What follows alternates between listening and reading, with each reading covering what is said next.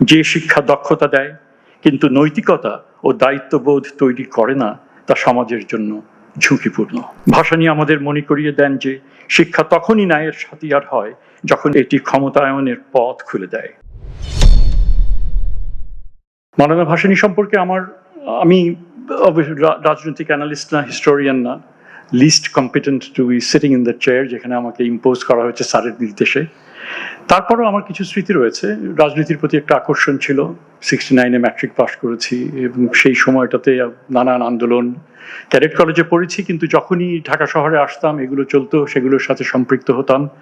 ভাসানী ভীষণ রকমভাবে তার একটা ক্যারিসমা, এমন ক্যারিসমা ছিল যে ভীষণ রকমভাবে আকৃষ্ট করতো। এবং যেই আউটার স্টেডিয়াম তখন বসে র্যালি, সেই জায়গাতেই মূলত পলিটিক্যাল র্যালিগুলো হতো। এখন যেটা দোকান, মানে নানান দোকান, স্পোর্টস গুডসের দোকান হয়েছে, তো সেখানে যেতাম। এবং তার যে কণ্ঠ এবং বিভিন্ন তার সাথে যে উইট যেটা জড়িত ছিল, যারা তার সেই বক্তৃতা শোনেননি তারা হয়তো অনেকটাই মিস করেছেন। এবং যখন ইনডিসিপ্লিন যখন কিছুটা হতো, শ্রোতারা তারা আওয়াজ করলে ওনার বজ্র কণ্ঠে খামোশ, that was the statement that he used to make, you know. So it was that itself একটা important একটা experience, যেটা I was privileged সেটার সঙ্গে সম্পৃক্ত হতে পারে। একই সাথে সাথে ফারাক্কা মার্চের কথা বললেন, আপনাকে আমার জন্য কারণে হয়তো ছোট করতে হয়েছে, তো আমি একটুখানি অ্যাড করতে পারি। আমিও সেই মার্চে ছিলাম। সংগঠনের কাজে আমি চট্টগ্রামে ছিলাম এবং মাহবুবুল্লাহ ভাই আজকে এখানে নেই, ওনার সাথে আমার অন্যান্য কাজের মধ্যে দেখা করা ছিল। তো যখন শুনলাম যে ফারাক্কা মার্চ হচ্ছে এবং চট্টগ্রামের শ্রমিকরা সব দলে দলে ট্রেনে করে তারা যাবেন, আমার কোনো প্রথমে অভিপ্রায় ছিল না, কিন্তু সেই যে উত্তেজনা, সবপুরে ইট ওয়াজ ইলেকট্রিফাইং একটা এক্সপিরিয়েন্স। সবাই মানে Farakka was the rallying point, এবং সেখানে চড়ে বসলাম। এবং সেখান থেকে আমরা ট্রেনে চড়ে বিভিন্ন হয়ে এই রাজশাহী, তারপরে কানসাট সেটা গেলাম। শেষের দিকটা খুবই বিভিন্ন রকমেরই ছিল, এবং আশেপাশের মানুষজন বাতাসা দেওয়া, মুড়ি দেওয়া, পানি দেওয়া, এগুলো আমরা এক্সপিরিয়েন্স করেছি। এবং সেখানে ওই যে যিনি আমি ভ্যালিডেট করতে পারি যে উনি যেই কথাগুলো বলেছেন, so that was again huge experience. এবং জীবনের কিছু কিছু মুহূর্ত, এই যে ইনভলভমেন্ট উইথ দ্য ম্যাসেস, যে কথাটা আমরা বিভিন্ন সময় বলি, এবং সেটাকে কতখানি অনুপ্রেরণা যোগায়, কতটুকু উদ্বুদ্ধ যোগায়। একটা মানে এই বাকশালের যে সেই সময়টাতে নানান রকমের যে রিপ্রেশন যখন ছিল, যে ইতিহাসকে আমরা জানি না, যে এই হলে বড় বড় বিদ্বানরা তাদের গ্রন্থ এখানে করেছেন, পাবলিশ করেছেন, কনভিনিয়েন্টলি অমিটিং ওই যে বাকশাল পিরিয়ডে যে excesses that were committed against the people, সেখানে রক্ষী বাহিনীর যে উগ্রতা, কোনো কথা বলা হয়নি। এখনো পরম শ্রদ্ধাভাজন হিসেবে, জাতির বিবেক হিসেবে তারা আছেন। কিন্তু আমার বিনীত অনুরোধ তাদের কাছে যে time has come for you to at least, যেই কেতাবগুলি আপনারা লিখে গেছেন সেগুলো অনেস্ট একটা রিফ্লেকশন, এই পিরিয়ডটার যে গ্যাপ যেটা রয়েছে, সেই গ্যাপগুলো আপনারা একটু পূরণ করে যান।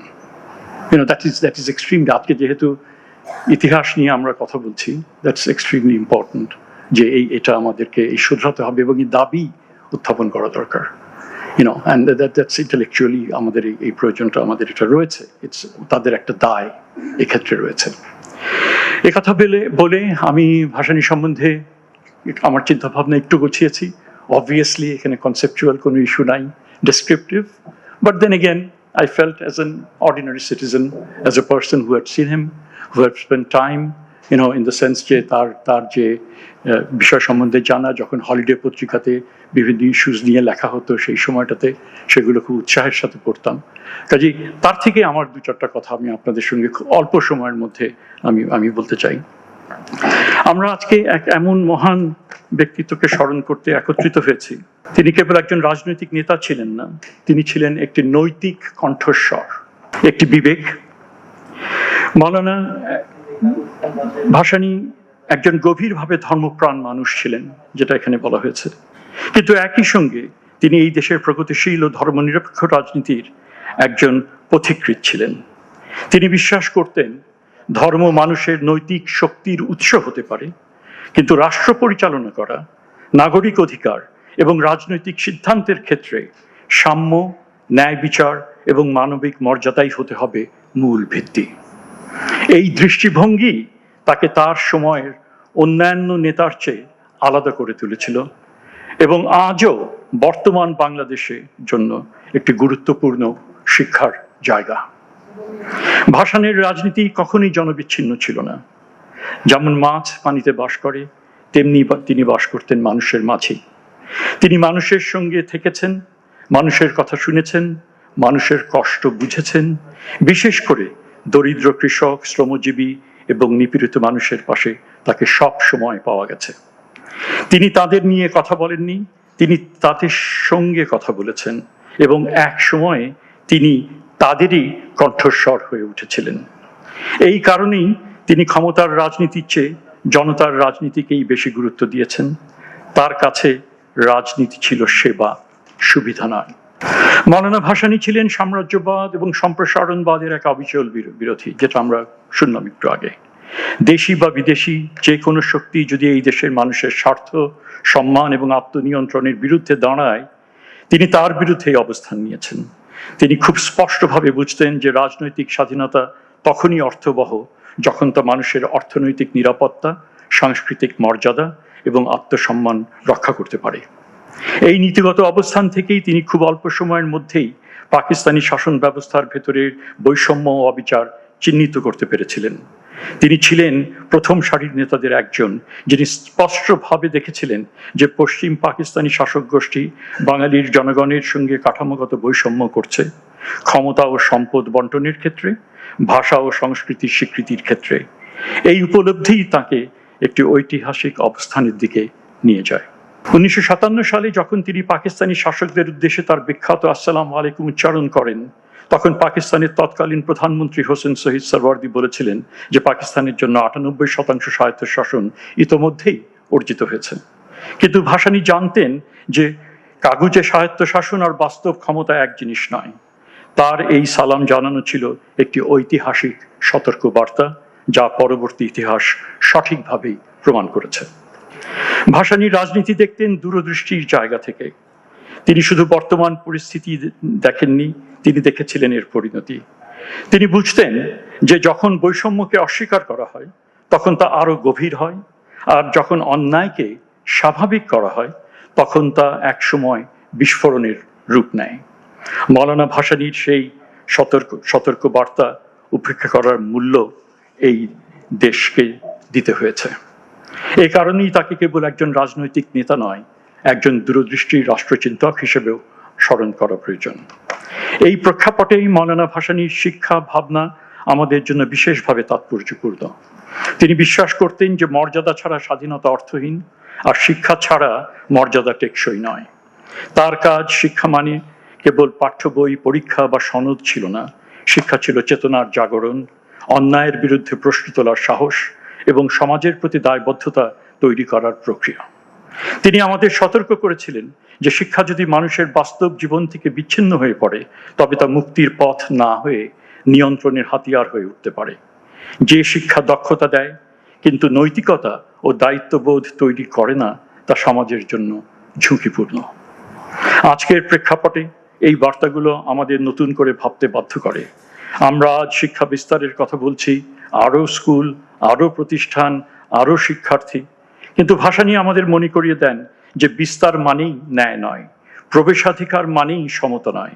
আমাদের দেখতে হবে কারা বাদ পড়ে যাচ্ছে, কারা এখনো প্রান্তেই রয়ে গেছে, কেন রয়ে গেছে। আজকের শিক্ষানীতির আলোচনায় ভাসানীর এই ভাবনা আমাদের খুব স্পষ্ট কিছু প্রশ্ন করতে বাধ্য করে। আমরা কি এমন একটা শিক্ষা ব্যবস্থা তৈরি করছি যেখানে সবাই সমানভাবে শেখার সুযোগ পায়, নাকি এমন এক ব্যবস্থা যেখানে কিছু মানুষ এগিয়ে যায় আর অনেকেই শুরুতে পিছিয়ে পড়ে? ভাসানী আমাদের মনে করিয়ে দেন যে শিক্ষা তখনই ন্যায়ের হাতিয়ার হয় যখন এটি ক্ষমতায়নের পথ খুলে দেয়, শুধু শ্রম বাজারের জন্য নয়, শুধু প্রতিযোগিতার জন্য নয়, বরং নাগরিক হয়ে ওঠার জন্য। এমন নাগরিক যারা প্রশ্ন করতে জানে, দায়িত্ব নিতে জানে এবং অন্যায়ের সঙ্গে আপোষ করতে জানে না, যেমনটি করেছিল আমাদের জুলাই যোদ্ধারা। ভাসানী দৃঢ়ভাবে বিশ্বাস করতেন যে গ্রাম, প্রান্তিক অঞ্চল, প্রথম প্রজন্মের শিক্ষার্থী এবং বঞ্চিত জনগোষ্ঠী শিক্ষানীতির কেন্দ্রে রাখতে হবে। শিক্ষা ব্যবস্থাকে তাদের কাছে পৌঁছাতে হবে এবং তাদের ব্যবস্থার দরজার দাঁড় করিয়ে রাখলে চলবে না, তাদেরকে ব্যবস্থার দরজার দাঁড় করিয়ে রাখলে চলবে না। মাওলানা ভাসানী ছিলেন বুদ্ধিবৃত্তিক স্বাধীনতার প্রতীক। তিনি ক্ষমতার সঙ্গে প্রশ্নহীন আপোষ করেননি।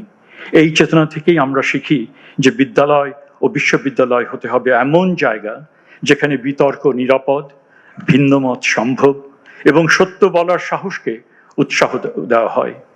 যে শিক্ষা ব্যবস্থা প্রশ্নকে ভয় পায় সে ব্যবস্থা ন্যায়ভিত্তিক সমাজ গড়ে তুলতে পারে না। আমি একটা ভাবনা দিয়ে শেষ করতে চাই।